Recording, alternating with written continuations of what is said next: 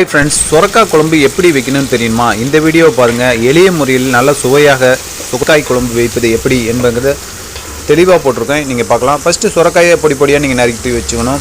அப்புறம் வெங்காயம், தக்காளி, கருவேப்பிலை எல்லாம் போட்டு தாளித்து விட்டுக்கிட்டு அப்புறம் பார்த்திங்கன்னா அதை சொரக்காயை எடுத்து கொட்டி நல்லா வணக்கணும்.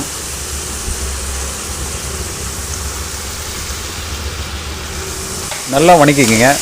அப்புறம் மஞ்சத்தூள் கொஞ்சம் போட்டு அப்படியே உப்பு தேவையான அளவு போட்டு அப்படியே நல்லா சுற்றிலும் நல்லா வணக்கிட்டே இருங்க. கரம் மசாலா கொஞ்சம் லைட்டாக சேர்த்திக்கிங்க.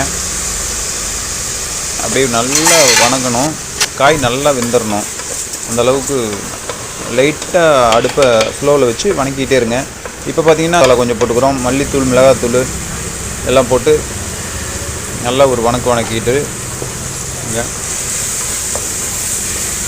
தேவையான அளவு தண்ணியை ஊற்றி நமக்கு எவ்வளோ தேவையோ அந்த அளவுக்கு தண்ணியை ஊற்றி அதை அப்படியே மூடி வச்சிட்டோம்னா குழம்பு அப்படியே